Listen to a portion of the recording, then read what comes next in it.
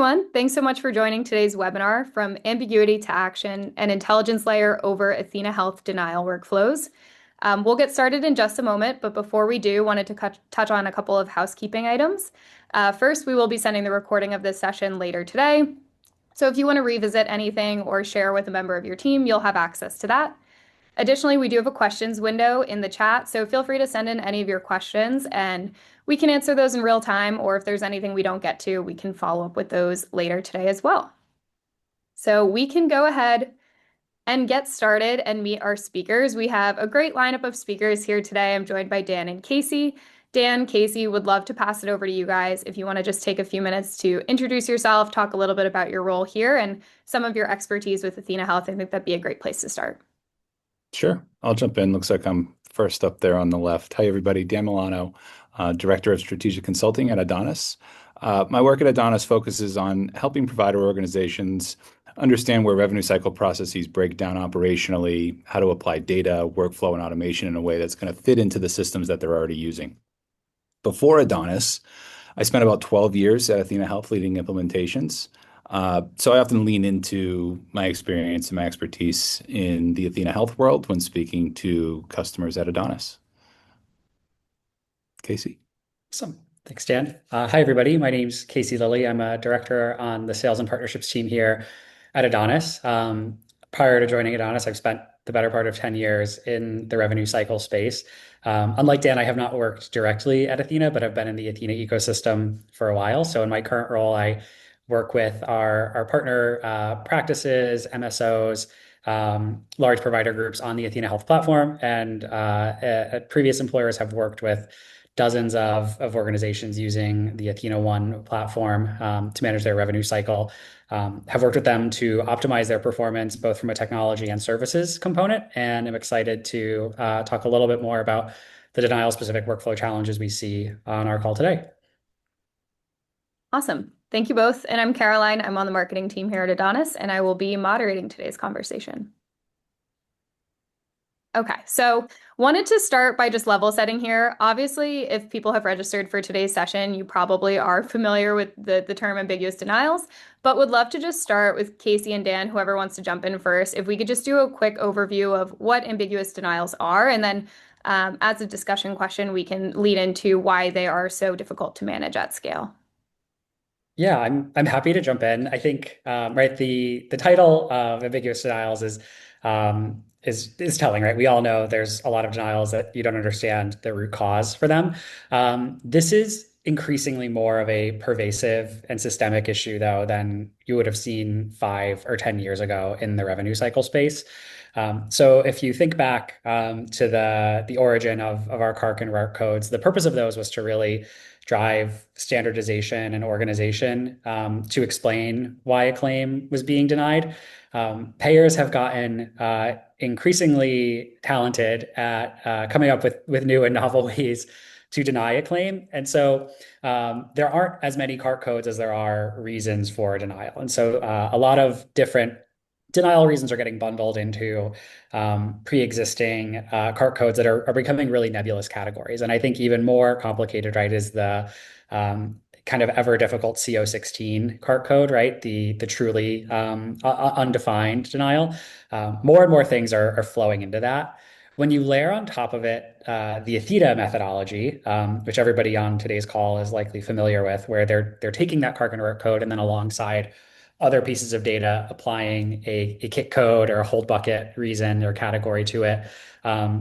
What we're now looking at is kind of 2 layers of ambiguity, right? You have the payer's true reason for denying that claim buried in a CO16 that is now buried in an Athena kit code. And that can look frequently like inform or unknown or NC preview. But what it's becoming is this really time-consuming research workflow for billers. So maybe 5 or 10 years ago, where there were more clear-cut explanations for a denial code, you could look at that kit code, or you could look at that cart code directly and kind of understand what went wrong and figure out your action plan and get to resolving, redropping that claim, handling your appeal kind of in the most appropriate way. What's going on now is that billers are taking more and more time. In some cases, if you look at our kind of before and after of our customers, right, upwards of like 20, 25 minutes per claim going through the patient portal, sometimes longer, having to call out to a payer, referencing payer policies to figure out like, why did I actually get denied for this? When you add up that time across hundreds, sometimes thousands of claims, given the size of your organization or your payer mix in any given week, right, you're looking at hours and hours of staff time. So you're throwing more resources at just figuring out what went wrong than you are actually recouping the revenue. And more often than not, it's leading to claims just not going addressed, denial sort of being left to lapse, and these things become ultimately bad debt write-offs. Dan, I don't know if there's anything you'd want to add to that. You mentioned CO16. I jotted down CO96, CO204, a lot of coverage related denials. It What you're talking about creates this dangerous middle ground to me. The claim's visible, right, in the system, but isn't actionable. So the team still has to reconstruct the story from the remit, payer policy, the claim history, and sometimes they're just picking up the phone to call the payer directly. Yeah, and I think actually it's good, like you call out, it's not just like CO16, it's not just face value ambiguous denials. Sometimes it's call it like a misinterpretation of translating that cart code into the appropriate kit code. Mhm. So like we'll see frequently, and this has been going on, for some time. I remember like seeing this trend 5, 6 years ago with Athena clients. Where something would be very neatly labeled in your Athena hold bucket as like a coding related denial, right? So it gets kicked to the coding team, and they think that it's just like a matter of like recoding, redropping the claim.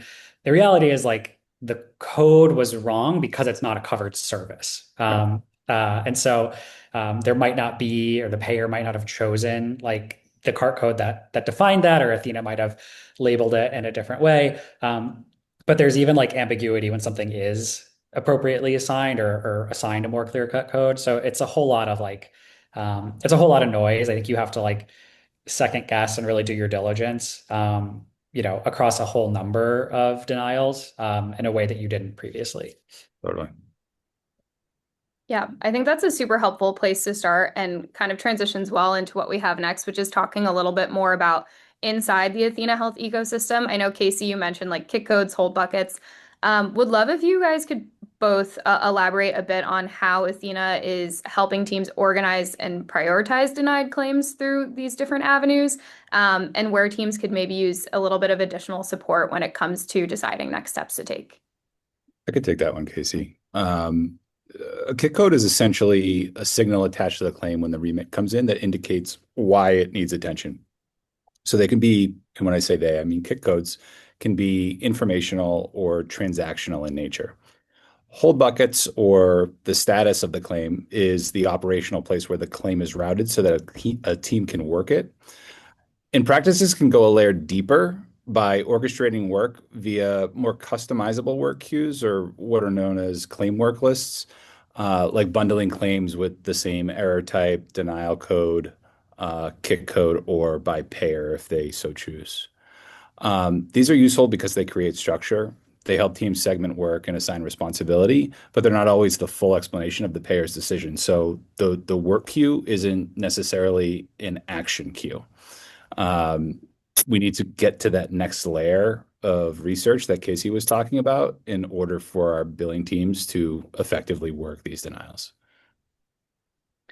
Yeah, the only thing I would add, and Dan, you'll have to correct me if I'm wrong, but Yeah, like at that hold bucket level, I think the added level of complexity is that you can have claims at any point in their life cycle living in those. So it is not exclusively like a denial bucket. Your hold bucket can hold claims pre-submission that might have like a syntax or scrubber issue related to them.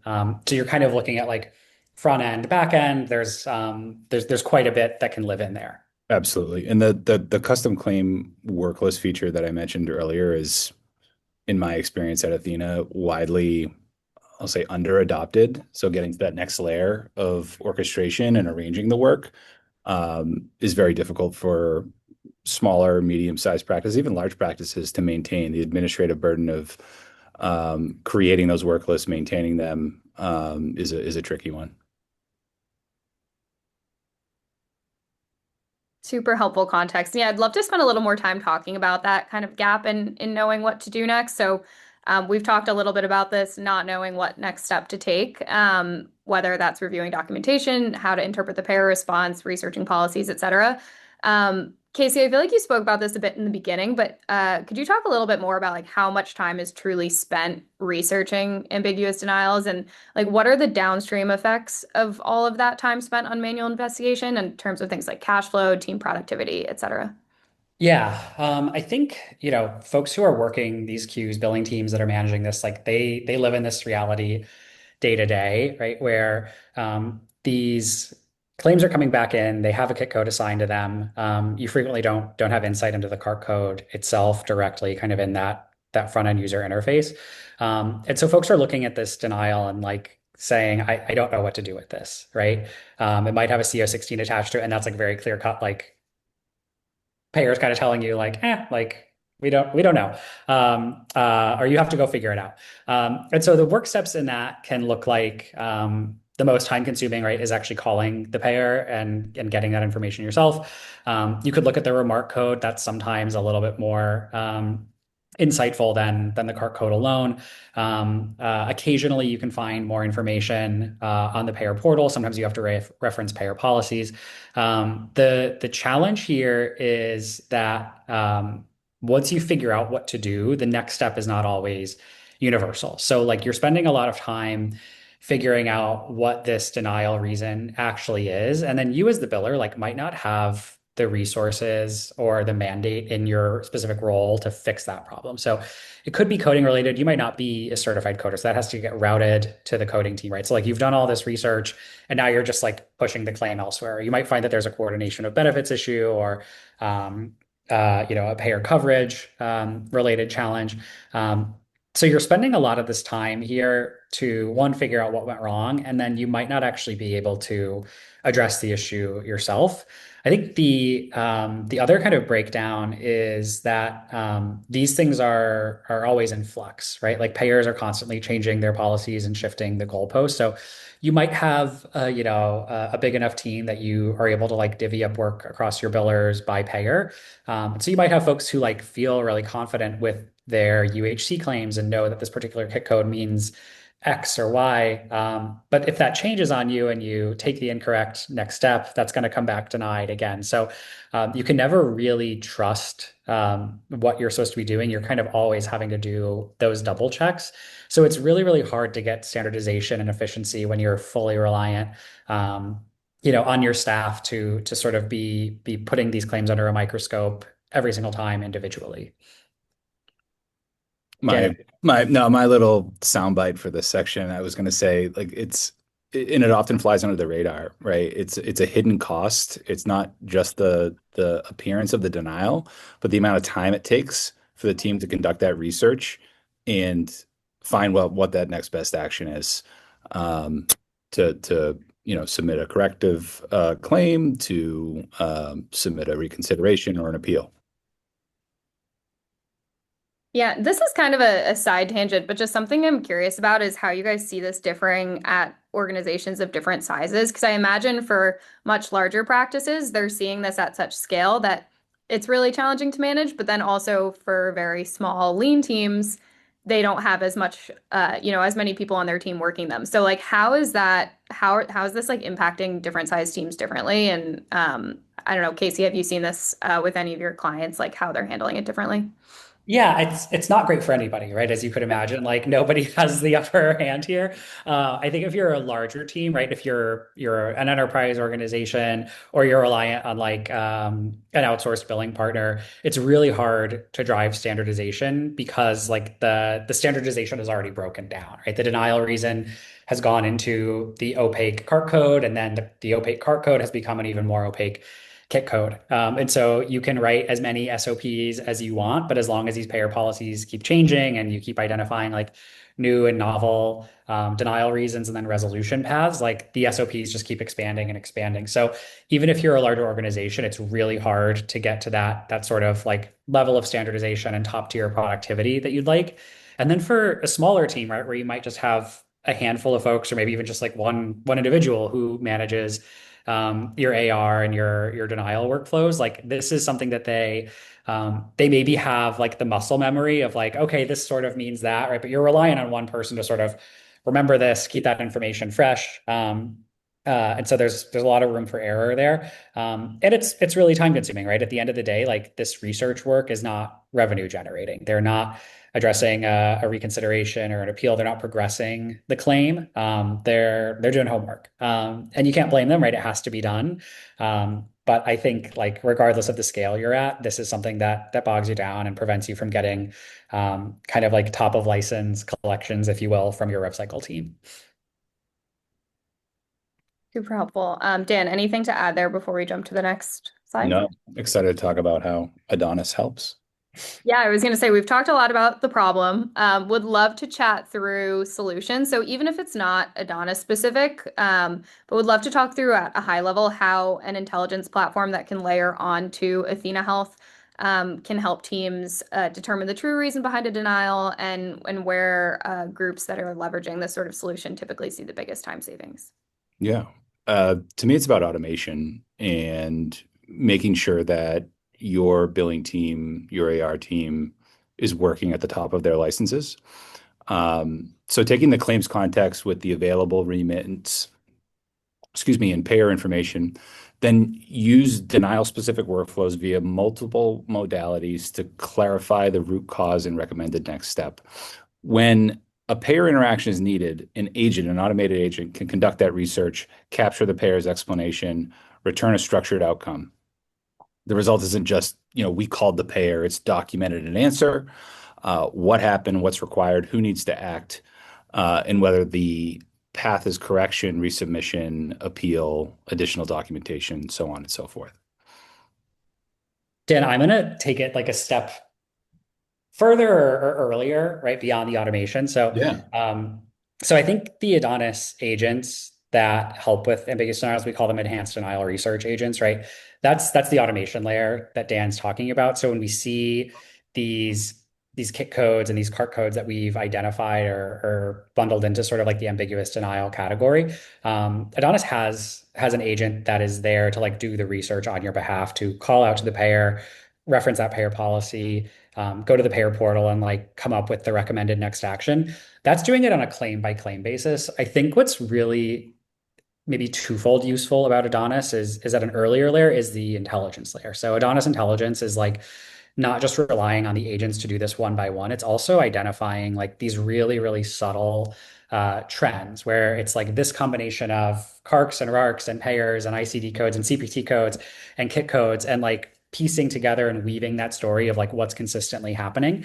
And so it might get to the point, and it does for some of our clients, like where you don't need to trigger the agent, or the agent doesn't need to do that investigative work on a one by one or a claim by claim basis, because we're like weaving together consistently proof points that say like, we know when you see this particular CART code for this particular CPT code for this particular payer in Athena, this is what it truly means. Obviously, like the agents are reinforcing that and validating that. But I think, before you even layer on the agents, the intelligence platform, because it's looking at things more than just like kit codes and claims in a work queue, it's piecing together those trends and it's allowing you to kind of get that standardization that you can't do when you're just reliant on your billing teams playing whack-a-mole.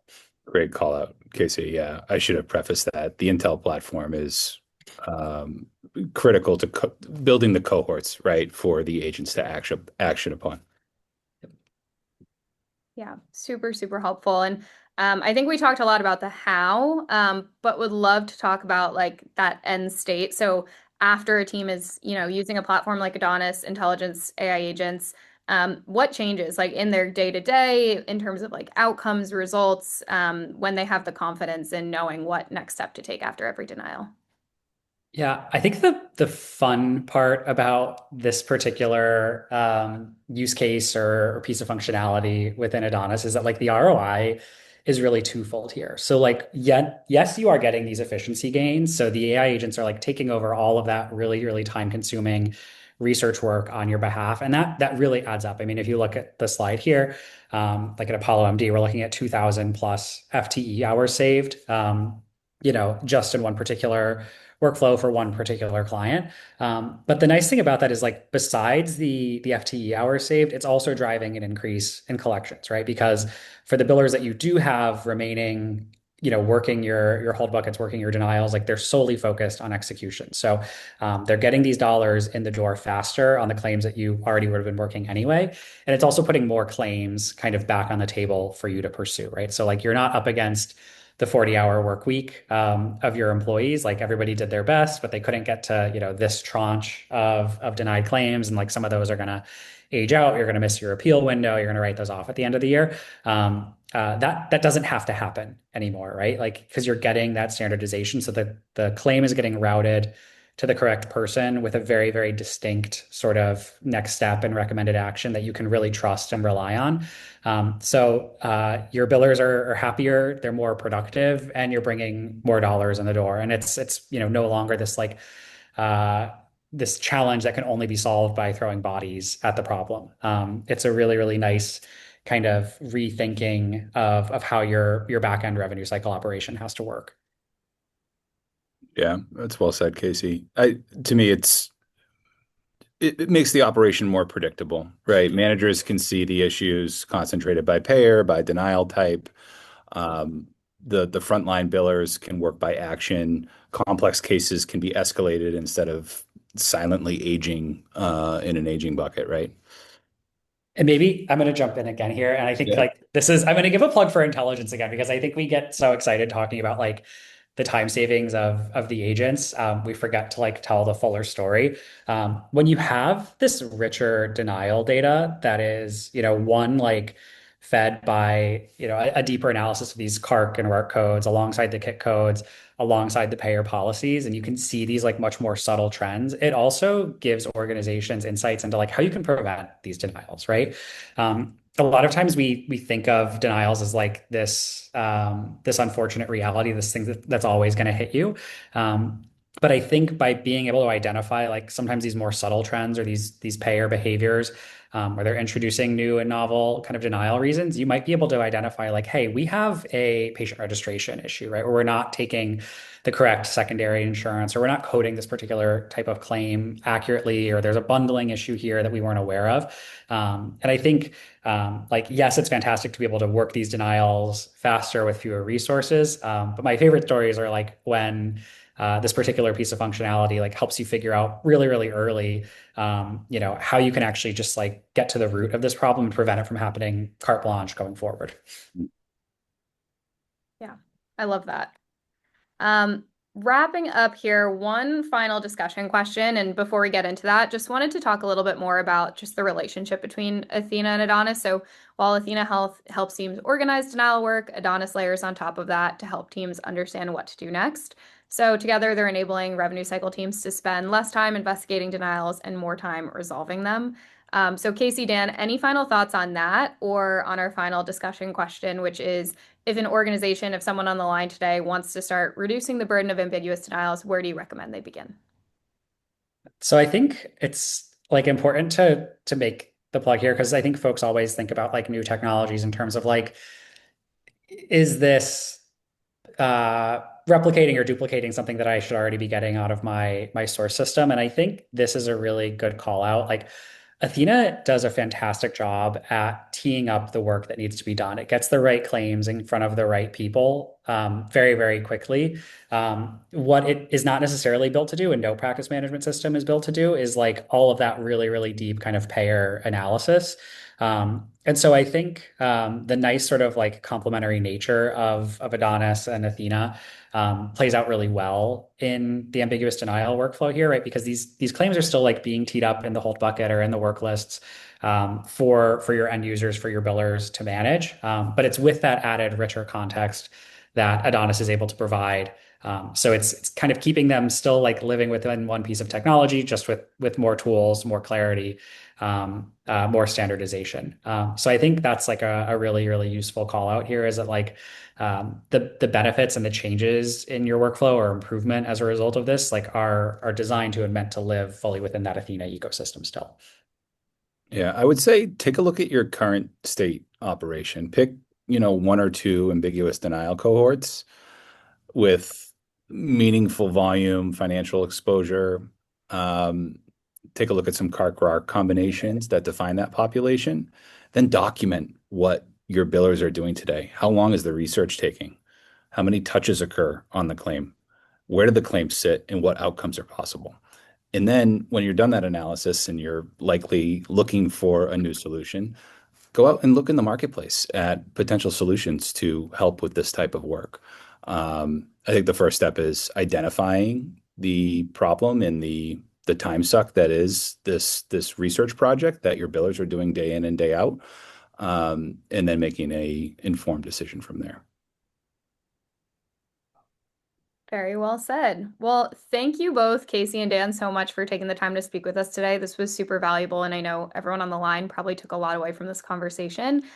For all of you who joined in, if you sent questions through the chat that we did not get a chance to answer in real time today, we will be following up afterwards with all of those. We'll also be sending this recording out shortly. But if any other questions come up, you can always reach us at marketing@adonis.io. That'll come directly to me, and I'm happy to set up conversations with Casey, Dan, or anyone else on the Adonis team to walk through any questions or your specific use case or anything like that. But that is all the time we have. So thank you all so much for joining. Thank you again, Dan and Casey, and we'll see you all next time.